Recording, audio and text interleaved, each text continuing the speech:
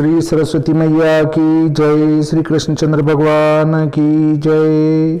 देखिए, आज हम सप्तवर्गीय चक्र भरना सीखेंगे। सप्तवर्गीय चक्र कुछ नहीं, सप्तवर्गीय कुंडली में वो ग्रह जहां बैठा है वहां लिखना है और कुछ नहीं करना है। सप्तवर्गीय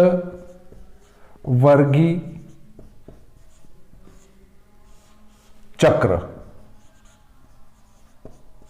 सप्तवर्गीय चक्र में सबसे पहले आता है हमारा लग्न,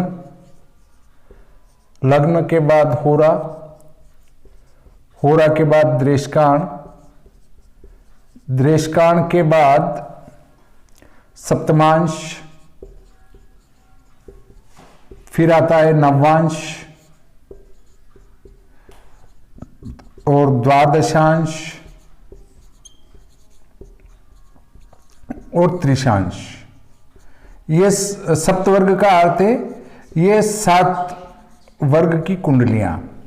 इसमें शुभ और पाप आता है। ये लाइन मैं पूरी खींच देता हूं, इसके ऊपर वाली लाइन भी पूरी खींच देता हूं।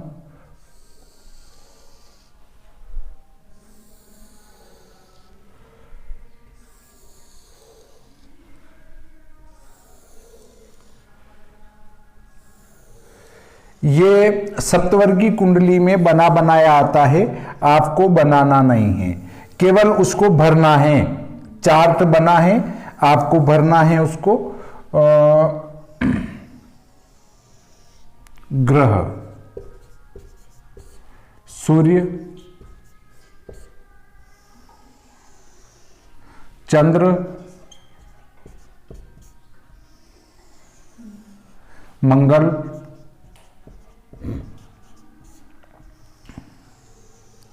बुध,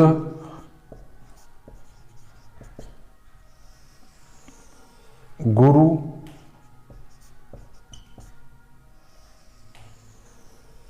शुक्र,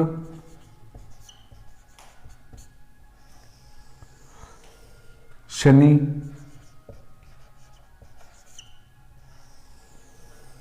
राहु। केतु की आवश्यकता नहीं है। ये इस प्रकार का चक्र बनेगा और इस प्रकार के चक्र को हमें भरना है। इस प्रकार ये सप्तवर्गीय चक्र हमने भर दिया।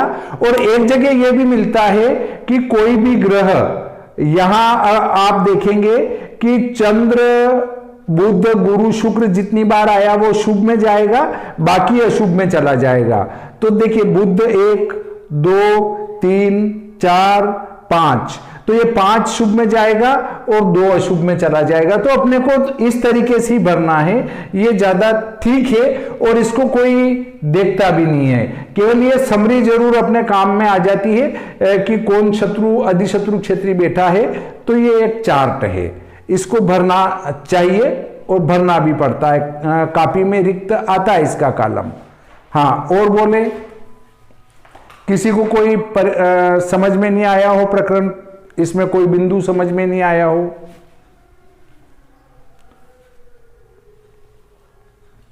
सबको आ गया? तो इसका स्क्रीनशॉट ले लें आप। स्क्रीनशॉट लेकर ग्रुप में डाल दें।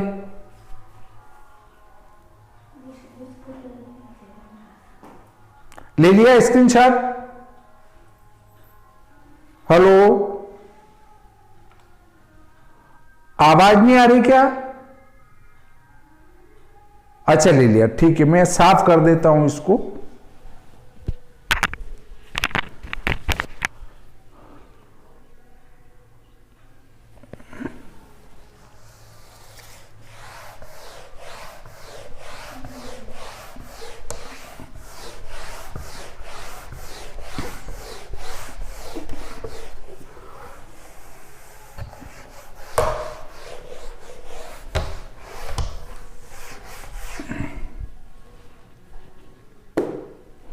एक छोटा सा प्रकरण आता है वर्ष कुंडली बनाने का। तो वर्ष कुंडली पर भी हम चर्चा कर लेते हैं कि वर्ष कुंडली किस प्रकार से बनाएंगे। जन्म पत्रिका बना रहे हैं तो वर्षफल वाले भी आ जाते हैं कई बार, तो वो भी अपने को बनानी ही पड़ती है। तो वर्ष कुंडली वैसे तो बहुत कम बनवाते हैं, फिर भी मैं एक तरीका बता देता हूं। माना किसी का जन्म दिनांक ताजिक 20/11/1971 है, वार शनि है और इष्ट गति जो है वो 39/10 है। तो इसमें हम वारादि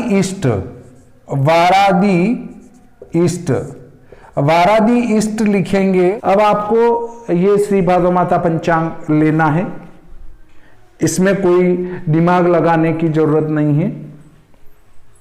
ये हाँ देखिए, पेज नंबर 104 निकालेंगे श्री भादो माता पंचांग के, पेज नंबर 104।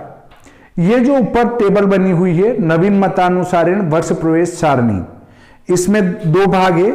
एक ऊपर 1 से लगाकर 48 तक गिनती है, नीचे 49 से लगाकर 96 तक गिनती है। ये 2 भाग मिल गए उसी में।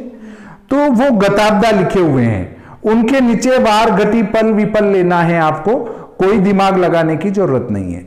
विधि पूरी यहां लिख रखी है, गणित में करा रहा हूं और बोलता भी जा रहा हूं।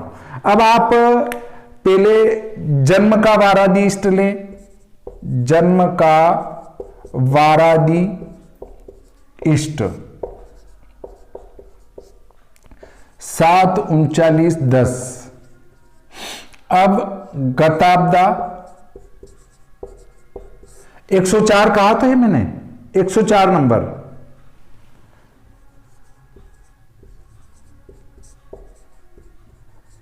कौन सा?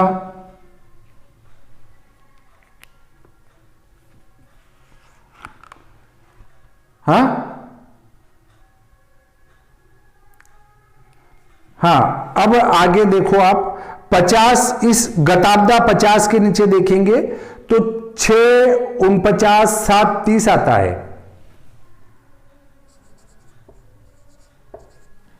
ये बच्चों को क्यों खिलाते हैं आप? वो माइक चला के बच्चे खिलाने लग जाते हैं, ये कौन सी बात है भाई? माइक बंद, आपको बच्चे खिलाना है माइक बंद करके खिलाओ, दूसरे डिस्टर्ब हो जाते हैं। ये वो सुनने को तैयार नहीं है। 6/49/7/30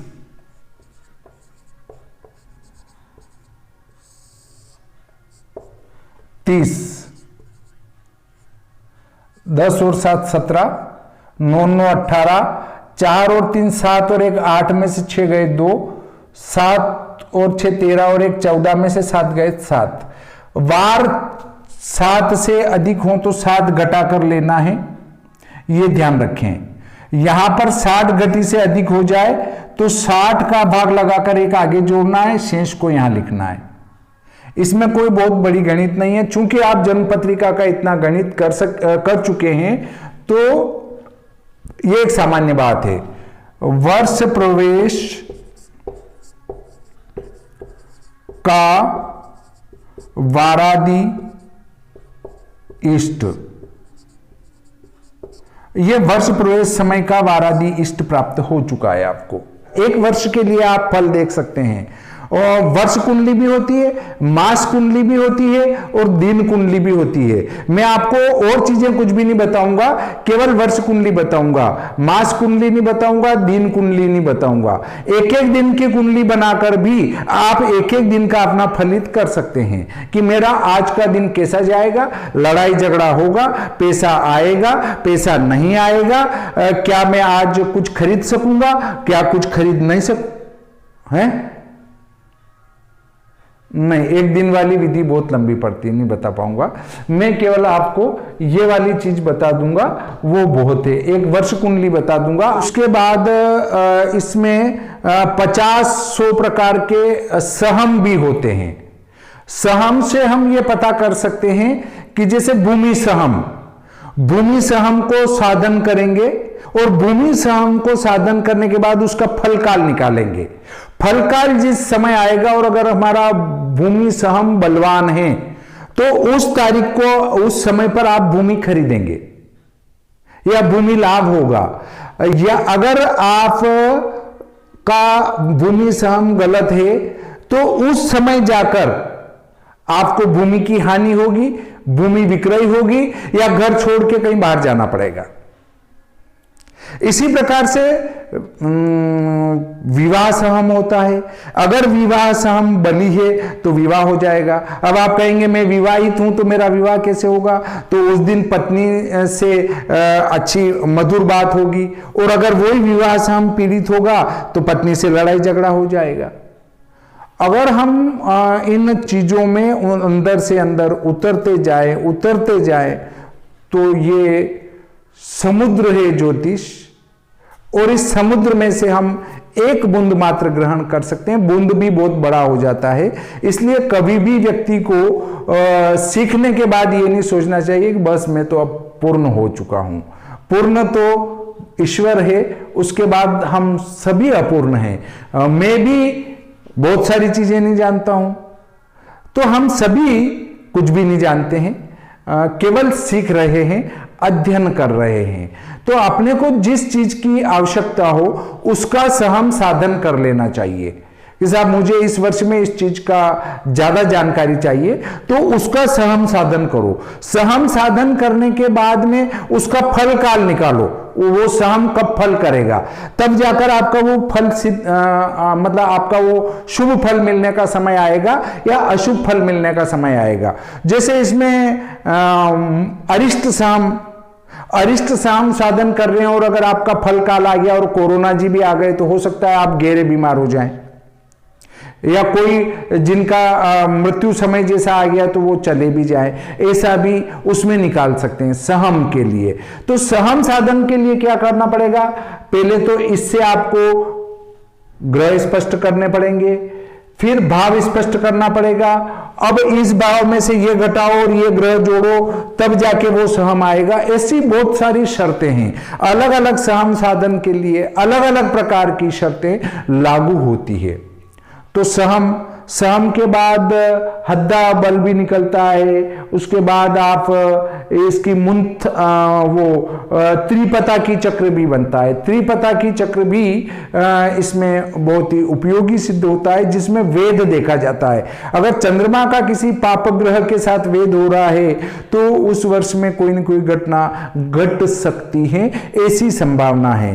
परंतु हम वर्षफल में भी एकाध पुस्तक पढ़कर सोच लें कि हम वर्षफल का पूरा ज्ञान प्राप्त कर लेंगे तो नहीं प्राप्त कर सकते हैं। वर्षफल में भी कई पुस्तकों का अध्ययन करके उनका सार रूप ग्रहण करेंगे तो आप वास्तविकता के नजदीक पहुंच सकते हैं, अन्यथा नहीं पहुंच पाएंगे।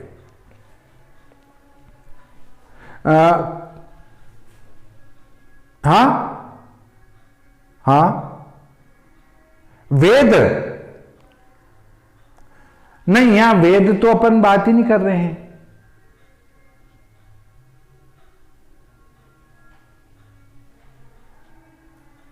नहीं, उसमें वेद के लिए यह शर्त लागू नहीं होती है। त्रिपता की चक्र से वेद करेंगे तो उससे पता चलेगा कि यह वेद कर रहा है कि नहीं कर रहा है, उसका वहां होना आवश्यक नहीं है 180 डिग्री पर। तो हम लग्न साधन करेंगे तो हम 20-11 हाँ जी बोलिए जी।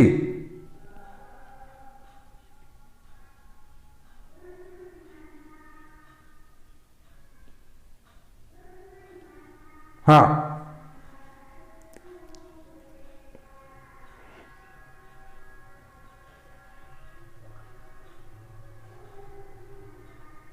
बिल्कुल।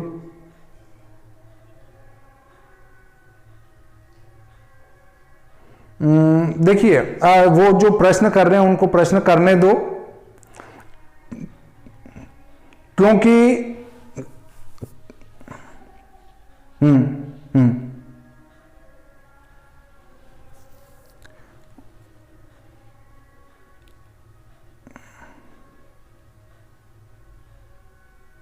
बिल्कुल सत्य बात है। देखिए अभी हम यदि अभी अगर शब्दों पर बात करें तो इधर अगर अपन चलते हैं गहराई में उतरते हैं तो कंबुल, गैर कंबुल ऐसे योग भी होते हैं। तो वो जब अपन पढ़ेंगे तो ये कंबुल और गैर कंबुल ने ये क्या उनका वो कुछ योग भी होता है, उनके नाम अलग अलग हैं। तो आप कहेंगे कि ये तो पहली बार नाम सुने हैं। ऐसे ही जब हम रमल को पढ़ते हैं तो रमल अलग ही जाता है। रमल में आपको 4-5 से बनाने पड़ेंगे और 4-5 से वो फेंकने पड़ेंगे। फेंकने के बाद उनकी आकृतियां बनेगी। आकृति 4-5 की अलग अलग आकृति बनेगी, उनकी 16 आकृति बनानी पड़ेगी और 16वीं आकृति आपके प्रश्न का उत्तर देगी कि इस प्रश्न का उत्तर क्या है। तो वो रमल वाली बात पर भी चले जाते हैं तो वहां भी वो उन आकृतियों के अलग अलग नाम है। उसमें जैसे ये 0 है, उसके बाद ऐसा बनता है, तो अब उसमें पहला स्थान में 0 है तो उस आकृति का क्या नाम है, दूसरे में 0 है तो उसका क्या नाम है, 3 0 है तो उसका क्या नाम है। इस प्रकार की आकृतियां जो है वो अलग अलग इसका फल बताती है रमल में। तो वहां इन आकृतियों के भी नाम है। तो जितना ज्यादा पढ़ेंगे उतना ज्यादा आपका शब्द भंडार में वृद्धि होगी और शब्द भंडार में वृद्धि होगी तो ही तो आप जन्म पत्रिका का फलित लिख पाएंगे। और इसके लिए जो वर्तमान में जितनी भी पुस्तकें नई नई आ रही है वो सब फेंक पट्टी वाली है। अपने जो मूल ग्रंथ है प्राचीन, उन ग्रंथों का अध्ययन कर लेना ही बहुत काफी है। परंतु ये जो नई पुस्तकें हैं इनको देखना इसलिए आवश्यक है कि नए आविष्कार हुए हैं तो उनमें से नई चीज भी मिल सकती है। पर कुछ लोग तर्क के आधार पर बात करते हैं जो कि गलत है। कई व्यक्ति छठे भाव को धन भाव कहते हैं। धन का विचार करें, धन भाव ये है। वो आप यदि ज्योतिष सम्मेलन में गए तो वहां देखेंगे कि भांति भांति के बातें होती है। और मेरे से कुछ पढ़े हुए बच्चे या विद्वान लोग भी कहते हैं कि हम जब वहाँ गए तो हमको सामान्य जानकारी थी तो भी हमें पता चला कि ये सब केवल कुछ भी बोल रहे हैं मंच पे चढ़कर। तो हम यदि पढ़ाई कर रहे हैं तो जहां जाकर बैठें और जहां मंच पर जाकर बोलें तो कोई सामने वाले ये सोचें कि इस व्यक्ति की बात हमें सुनना चाहिए, ये वास्तव में क्रमबद्ध ज्ञान सीखा हुआ व्यक्ति है। क्रमबद्ध जिसको कहते हैं कि क्रमबद्ध ज्ञान सीखा हुआ व्यक्ति है, फेंक पट्टी वाला नहीं है। तो इसलिए आपको ज्यादा से ज्यादा पढ़ना तो पड़ेगा और पढ़ेंगे तो ही आपके एक तो मस्तिष्क में भी विकास होगा, मस्तिष्क में विकास के साथ शब्द भंडार बढ़ेगा और इन सबके विकास के बाद ही आप फलित कर पाएंगे, अन्यथा नहीं कर पाएंगे। और कोई प्रश्न है? पुस्तकों के नाम तो मैं आपको अपने व्हाट्सएप ग्रुप में लिख के डाल दूंगा। वे पुस्तकें ही आपके जन्म पत्रिका फलित में काफी है। बाकी फिर आप छोटी मोटी नई पुस्तकें भी ले आए तो कोई दिक्कत नहीं है। और बोलें जी, हाँ बोलिए। पुस्तकों का नाम मैं डाल दूंगा और मैं भूल जाऊं तो मेरे को कल दिन में याद दिला देना व्हाट्सएप पर ही। जी जी, हाँ प्रणाम सर।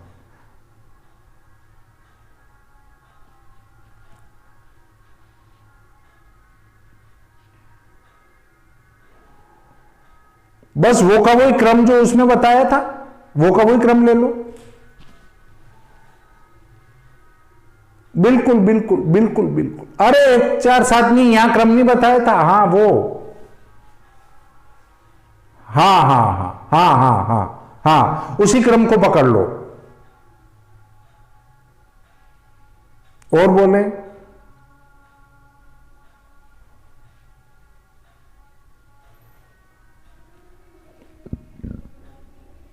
है।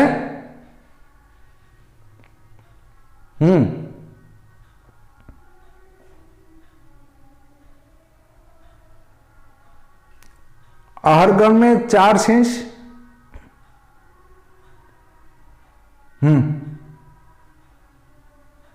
अरे तो वो तो 6 तक शेष बचेंगे ना भाई, 7 वार है तो 6 शेष बचेंगे। हाँ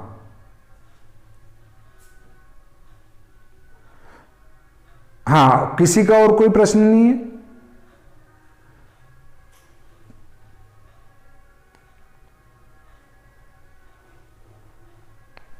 हाँ 15 भी आ सकता है ना।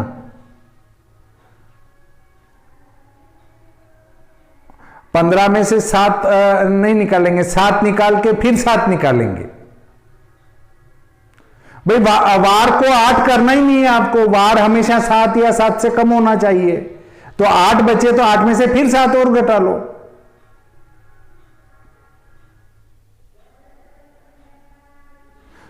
जीरो आ जाएगा तो उसको शनिवार गिनना पड़ेगा आपको।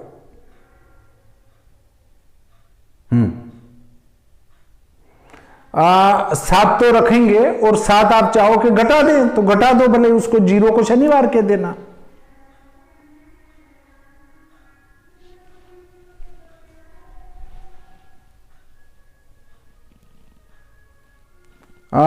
दो भाग वाली लेना आप रंजन की।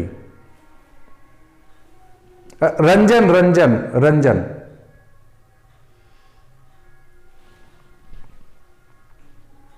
रंजन पब्लिकेशन।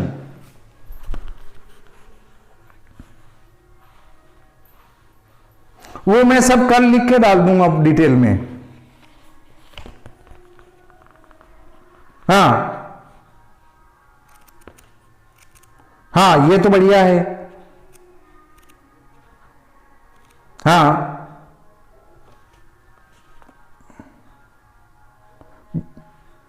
बिल्कुल बिल्कुल सर।